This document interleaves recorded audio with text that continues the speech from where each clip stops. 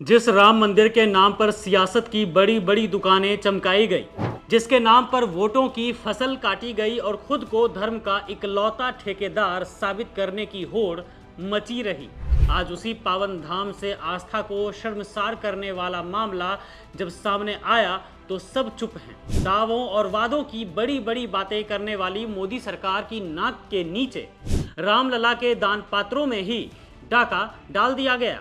करोड़ों भक्तों ने जिस गाढ़ी कमाई को श्रद्धा से अर्पित किया था, उसे सफेद पोश चोर चट कर गए। और जब इस महापाप पर चौतरफा फजीहत शुरू हुई तो आखिरकार गहरी नींद से जागते हुए राष्ट्रीय स्वयंसेवक संघ यानी कि आरएसएस को पहली बार सामने आना ही पड़ा। संघ के जनरल सेक्रेटरी दत्तात्रेय होसाबले ने बाकायदा एक बयान जारी कर इस पर जुमला भी फेंका है। उन्होंने कहा है कि श्री राम जन्मभूमि पर बना यह भव्य मंदिर पीढ़ियों के संघर्ष और करोड़ों राम भक्तों के त्याग, तपस्या और बलिदान का केंद्र है, लेकिन वहां के दान पात्रों से हुई चोरी ने पूरे हिंदू समाज की भावनाओं और उनकी अटूट श्रद्धा को गहरी चोट पहुंचाई है।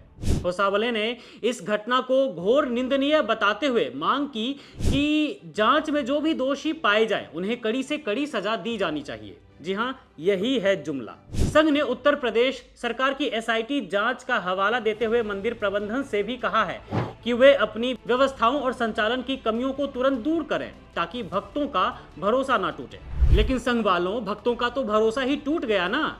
इसके साथ ही उन्होंने हिंदू समाज से इस मुश्किल वक्त में धैर्य रखने की अपील की है ताकि कोई राष्ट्र विरोधी ताकत इसका फायदा ना उठा सके। मतलब जो इसके खिलाफ बोलेंगे वो राष्ट्र विरोधी ताकत हुए?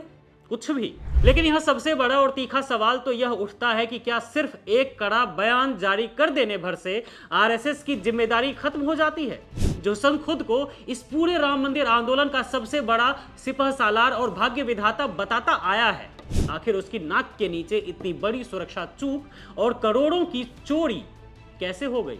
जब मंदिर के चंदे, उसके पाई पाई के हिसाब और पूरी सुरक्षा का जिम्मा संघ से जुड़े चेहरों और उनकी ही परम प्रिय मोदी सरकार के हाथों में थे, तो फिर इस घोर लापरवाही का असली गुनहगार कौन है? जिस सिस्टम को रामलला की सुरक्षा का ढिंढोरा पीटने में महारत हासिल थी, वह करोड़ों भक्तों के समर्पण की हिफाजत करने में पूरी तरह नाकाम क्यों साबित हुए? ये सवाल है। क्या इसे सिर्फ एक साधारण चोरी मानकर रफा दफा किया जा सकता है, या फिर यह पूरी व्यवस्था की नाकामी का सबसे बड़ा सबूत है?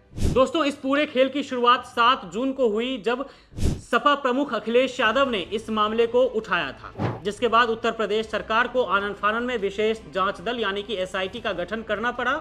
आरोपियों को पकड़ा गया।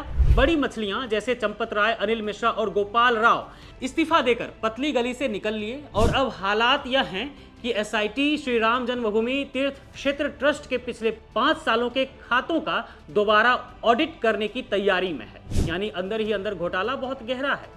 और अब देखना यह होगा कि धर्म की आड़ में फेल करने वाले असली चोर कब बेनकाब होते हैं, या फिर हर बार की तरह इस बार भी इस महापाप को बयानों की चादर तले दबा दिया जाएगा, जो करने में मोदी सरकार माहिर भी है।